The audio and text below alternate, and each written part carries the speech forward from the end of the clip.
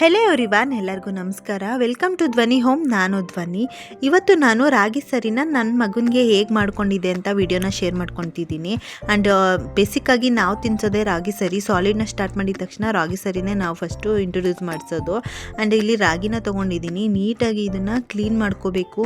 ನೀವು ಮಿಷಿನಲ್ಲಿ clean ಮಾಡಿಸ್ಕೊಂಡಿದ್ರು, in case ಮನೇಲಿ ಅಜ್ಜಿಯಂದಿರು clean ಮಾಡಿಕೊಟ್ರು ಒಮ್ಮೆ ಚೆಕ್ ಮಾಡ್ಕೊಳ್ಳಿ. ಒಂದು ಚೂರು ಒಂದು ಸಣ್ಣ ಕಲ್ಲು ಕೂಡ ಇಲ್ಲದೆ ಇರೋ ರೀತಿ ಎಲ್ಲ ನೀಟಾಗಿ ನೋಡಿಕೊಂಡು ಅದನ್ನು ನಾನು ನೀಟಾಗಿ ವಾಶ್ ಮಾಡ್ಕೊಳ್ಳೋದಕ್ಕೆ ನೀರನ್ನ ಹಾಕೊತಿದ್ದೀನಿ. ನೀರು ಹಾಕ್ಕೊಂಡು ಒಂದು 4 to 5 ಟೈಮ್ಸ್ ವಾಶ್ ಮಾಡಬೇಕು. ಸ್ವಲ್ಪನೂ ರಾಗಿಯಲ್ಲಿ ಡಸ್ಟ್ ಇಲ್ಲದೆ ಇರೋ ರೀತಿ ಆ್ಯಂಡ್ ನೀರು ಚೆನ್ನಾಗಿ ತಿಳಿ ಆಗೋ ರೀತಿ. ನಾವು ನೀರು ಹಾಕಿದ ತಕ್ಷಣ ಅದು ನೋಡಿ ಈ ರೀತಿ ಕಾಣಿಸ್ಬೇಕು. ಇಷ್ಟೂ ಕ್ಲೀನ್ ಆಗೋವರೆಗೂ ನಾವು ವಾಶ್ ಮಾಡ್ಕೋಬೇಕು. ಒಂದು 4 to 5 ಟೈಮ್ಸ್ ಚೆನ್ನಾಗಿ ಅದನ್ನು ವಾಶ್ ಮಾಡಿಕೊಂಡ್ರೆ ಈ ರೀತಿ ತಿಳಿ ಆಗುತ್ತೆ. ಆ್ಯಂಡ್ ನಾನಿವತ್ತು ಮೊಳಕೆ ಕಟ್ಟಿ ರಾಗಿ ಸರಿನ ಪೌಡರ್ನ ಮಾಡ್ಕೊತಿರೋದು. ಸೊ ಹಾಗಾಗಿ ಚೆನ್ನಾಗಿ ವಾಶ್ ಮಾಡಾದ್ಮೇಲೆ ಒಂದು 7 to 8 ಅವರ್ಸ್ ನೀರಲ್ಲೇ ನೆನೆಸಿದೆ. ರಾಗಿಯನ್ನು ನೆನೆಸಾದ್ಮೇಲೆ ಇವಾಗ ರಾಗಿನ ಸೆಪ್ರೇಟು ಹಾಗೆ ನೀರು ಸೆಪ್ರೇಟ್ನ ಮಾಡ್ತಾ ಇದ್ದೀನಿ. ಇದನ್ನ ಒಂದು ಕಾಟನ್ ಬಟ್ಟೆಗೆ ಹಾಕ್ಬಿಟ್ಟು ಕಟ್ಟಿ ಇಟ್ಕೋಬೇಕು. ಸೊ ಹಂಗಾಗಿ ಒಂದು ಚೂರು ನೀರು ಇಲ್ಲದೆ ಇರೋ ರೀತಿ ನಾವು ಚೆನ್ನಾಗಿ ಹಿಂಡ್ಬಿಟ್ಟು ಇದನ್ನ ಕಟ್ಟಿ ಇಟ್ಕೊಳ್ಳೋಣ. ಈ ರೀತಿ ಮೊಳಕೆ ಕಟ್ಟಿ ಮಾಡೋದ್ರಿಂದ ರಾಗಿ ಸರಿ ಪೌಡರ್ನ ಮಾಡಿ ಇಟ್ಕೊಂಡ್ಬಿಟ್ರೆ ಮಕ್ಕಳಿಗೆ ತುಂಬಾ ನ್ಯೂಟ್ರಿಷನ್ ಜಾಸ್ತಿ ಸಿಗುತ್ತೆ.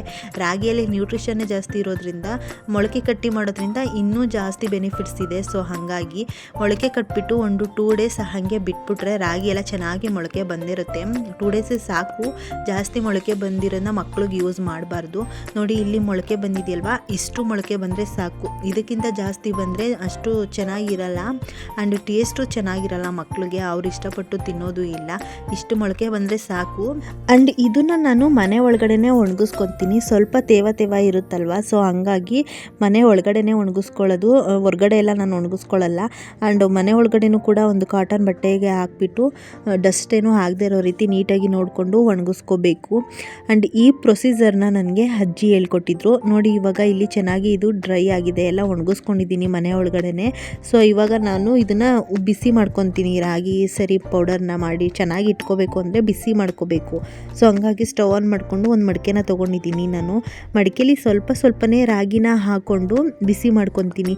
ಇದು ರಾಗಿ ಅಲ್ವಾ, ಬೇಗನೆ ಬಿಸಿ ಆಗಿಬಿಡುತ್ತೆ. ಜಾಸ್ತಿ ಬಿಸಿ ಮಾಡೋ ನೆಸೆಸಿಟಿ ಇರಲ್ಲ. ಲೋ ಫ್ಲೇಮಲ್ಲೇ ಇಟ್ಕೊಂಡು ಇದನ್ನು ಹುರ್ಕೋಬೇಕು. ನಾನು ಸ್ವಲ್ಪ ರಾಗಿನ ಹಾಕ್ಕೊಂಡೇ ಹುರ್ಕೊಂಡಿದ್ದೀನಿ. ಏನಕ್ಕೆ ಅಂತಂದರೆ ಜಾಸ್ತಿ ಹಾಕ್ಕೊಂಡ್ಬಿಟ್ರೆ ಕೆಳಗಡೆ ಎಲ್ಲ ಸೀದೋಗುತ್ತೆ ಆ್ಯಂಡ್ ಮೇಲೆಲ್ಲ ಅದು ಬಿಸಿ ಆಗಿರಲ್ಲ. ಸೊ ಹಂಗಾಗಿ ಸ್ವಲ್ಪ ಕ್ವಾಂಟಿಟಿಯಲ್ಲೇ ಹಾಕ್ಕೊಂಡು ಇದನ್ನು ಬಿಸಿ ಮಾಡ್ಕೊಳ್ಳೋಣ. ಆ್ಯಂಡ್ ಈ ಥರ ಮಾಡುವಾಗ ಒಂಥರ ಫ್ಲೇವರ್ ಚೆನ್ನಾಗಿರುತ್ತೆ, ಗಮ್ ಅಂತ ಬರುತ್ತೆ. ಅದು ನಿಮ್ಗೆ ಗೊತ್ತಾಗುತ್ತೆ. ಅಷ್ಟಾಗಿದ್ದರೆ ಸಾಕು. ಆ್ಯಂಡ್ ಇದ್ರ ಜೊತೆಗೆ ಮಿಸ್ ಮಾಡಿದೆ ನಾನು 1 ಸ್ಪೂನ್ ಆಗುವಷ್ಟು ಮೆಣಸು ಹಾಗೆ 1 ಸ್ಪೂನ್ ಆಗುವಷ್ಟು ಜೀರಿಗೆನ ಹಾಕ್ಕೊಂಡಿದ್ದೀನಿ. ಮೆಣಸು ಏನಕ್ಕೆ ಅಂತಂದರೆ ಮಗುಗೆ ಶೀತ ಆಗಬಾರ್ದು ಅಂತ ಅಂದ್ಬಿಟ್ಟು. ರಾಗಿನ ತಂಪು ಅಂತ ಹೇಳ್ತಾರೆ, ಸೊ ಹಂಗಾಗಿ ಶೀತ ಆಗಬಾರ್ದು ಅಂತ ಅಂದ್ಬಿಟ್ಟು. ಆ್ಯಂಡ್ ಜೀರಿಗೆ ಏನಕ್ಕೆ ಅಂತಂದರೆ ಅದಕ್ಕೆ ಡೈಜೆಷನ್ ಚೆನ್ನಾಗಿ ಆಗಬೇಕಲ್ವ, ಅದಕ್ಕೆ ಜೀರಿಗೆನ ಹಾಕ್ಕೊಂಡು ಅದು ಎಲ್ಲ ಕೂಲ್ ಆದಮೇಲೆ ಇವಾಗ ಒಂದು ಮಿಕ್ಸರ್ ಜಾರ್ಗೆ ಹಾಕ್ಕೊಂಡು ಪೌಡರ್ನ ಮಾಡ್ಕೊತಿದ್ದೀನಿ. ಪೌಡರ್ನ ಮಾಡಿಬಿಟ್ಟು ಇದನ್ನು ನಾನು ಜರಡಿ ಇಟ್ಕೊತಾ ಇದ್ದೀನಿ. ನೀವೇನಾದರೂ 6 months ಪ್ಲಸ್ ಬೇಬಿಗೆ ತಿನ್ನಿಸ್ತೀನಿ ಅನ್ನೋದಿದ್ರೆ ಕಾಟನ್ ಬಟ್ಟೆ ತೊಗೊಂಡು ಅದರಲ್ಲಿ ಜರಡಿ ಇಟ್ಕೊಳ್ಳಿ. ಆವಾಗ ಇನ್ನೂ ಸಾಫ್ಟಾಗಿ ಬರುತ್ತೆ ರಾಗಿ ಸರಿ. ನಾನು ಆಲ್ರೆಡಿ ರೈಸ್ ಎಲ್ಲ ತಿನ್ನಿಸ್ತಾ ಇರೋದ್ರಿಂದ ನಾನು ಈ ಥರ ಜರಡಿ ಇಟ್ಕೊತಿದ್ದೀನಿ. ಇದನ್ನು ಸಾಫ್ಟಾಗೆ ಚೆನ್ನಾಗಿದೆ. 6 months ಪ್ಲಸ್ ಬೇಬಿಗೆ ಬೇಸಿಕ್ಕಾಗಿ ತಿನ್ನಿಸ್ತೀವಲ್ವ, ಸೊ ಹಂಗಾಗಿ ಕಂಪಲ್ಸರಿ ಕಾಟನ್ ಬಟ್ಟೆ ತೊಗೊಂಡೇ ಜರಡಿ ಇಟ್ಕೋಬೇಕು. ನಾನು ಅದೇ ರೀತಿ ಮಾಡೇ ತಿನ್ನಿಸ್ತಾ ಇದ್ದಿದ್ದು ಸ್ಟಾರ್ಟಿಂಗಲ್ಲಿ. ಆ್ಯಂಡ್ ಇವಾಗ ಇದನ್ನೆಲ್ಲ ಜರಡಿ ಇಟ್ಕೊಂಡು ಒಂದು ಬಾಕ್ಸ್ಗೆ ಹಾಕಿ ಇಟ್ಕೊಂಡ್ಬಿಟ್ರೆ 1 monthವರೆಗೂ ನಾವು ಆರಾಮಾಗಿ ಸ್ಟೋರ್ ಮಾಡ್ಬೋದು. ಸ್ವಲ್ಪನೂ ಹಾಳಾಗಲ್ಲ. ನಾವು ಚೆನ್ನಾಗಿ ಹುರ್ಕೊಂಡಿರ್ತೀವಲ್ವ, ಸೊ ಹಂಗಾಗಿ ರಾಗಿ ಪೌಡರು ಸ್ವಲ್ಪನೂ ಹಾಳಾಗಲ್ಲ, ಚೆನ್ನಾಗಿರುತ್ತೆ. ಇವಾಗ ಬಾಕ್ಸ್ ಓಪನ್ ಮಾಡಿದ್ರು ನನಗೆ ಅದು ಎಷ್ಟು ಒಳ್ಳೆ ಅರೋಮ ಬರುತ್ತೆ ಅಂತಂದರೆ ಆ ಮೆಣಸು ಜೀರಿಗೆ ಎಲ್ಲ ಹಾಕಿರೋದ್ರಿಂದ ತುಂಬ ಚೆನ್ನಾಗಿ ಅರೋಮ ಬರುತ್ತೆ. ಆ್ಯಂಡ್ ಲಾಸ್ಟಲ್ಲಿ ಆ ಥರ ನಾವು ಜರಡಿ ಇಟ್ಕೊಳ್ಳುವಾಗ ಆ ಡಸ್ಟ್ ಥರ ಬರುತ್ತಲ್ವ, ಅದನ್ನೆಲ್ಲ ಹಾಕೋಕ್ಕೆ ಹೋಗಬೇಡಿ. ನಾನು ಇವಾಗ ಇದನ್ನೆಲ್ಲ ಒಂದು ಬಾಕ್ಸ್ಗೆ ಹಾಕಿ ಎತ್ತಿಟ್ಕೊತಾ ಇದ್ದೀನಿ. 6 months ಪ್ಲಸ್ಗೆ ನಾನು ತಿನ್ನಿಸಿದ್ದು ಸಾಲಿನ ಸ್ಟಾರ್ಟ್ ಮಾಡಿದ್ದು. ಆವಾಗಲೂ ನಾನು ಇದೇ ರೀತಿಯೇ ಮಾಡ್ಕೊಂಡು ತಿನ್ನಿಸ್ತಿದ್ದೆ. ಬಟ್ ಆವಾಗ ಮೊಳಕೆ ಕಟ್ಟಿರಲಿಲ್ಲ ರಾಗಿನ ಅಷ್ಟೇ. ಆ್ಯಂಡ್ ಸ್ವಲ್ಪ ತೆಳುವಾಗಿ ಮಾಡಿ ತಿನ್ನಿಸ್ಕೋಬೇಕು ಸ್ಟಾರ್ಟಿಂಗ್ ನಾವು ತಿನ್ನಿಸುವಾಗ. ಬೇಬಿ ವೆಯ್ಟ್ ಗೇನ್ ಕೂಡ ತುಂಬ ಚೆನ್ನಾಗಿ ವೆಯ್ಟ್ ಗೇನ್ ಆಯಿತು. ಆ್ಯಂಡ್ ಅವರು ಹ್ಯಾಪಿಯಾಗಿದ್ದಾರೆ.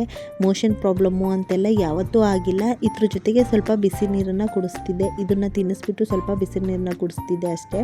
ವಿಡಿಯೋ ಇಷ್ಟಾದರೆ ಲೈಕ್ ಮಾಡಿ. ಹಾಗೆ ನನ್ನ ಚಾನಲ್ ಏನಾರು ನಿಮ್ಗೆ ಇಷ್ಟ ಆದರೆ ಸಬ್ಸ್ಕ್ರೈಬ್ ಮಾಡಿಕೊಂಡು ಫ್ರೆಂಡ್ಸ್ ಆ್ಯಂಡ್ ಫ್ಯಾಮಿಲಿಗೆ ಶೇರ್ ಮಾಡಿ. ವಿಡಿಯೋ ಹೇಗಿತ್ತು ಅಂತ ಕಮೆಂಟ್ ಮಾಡಿ. Thank you.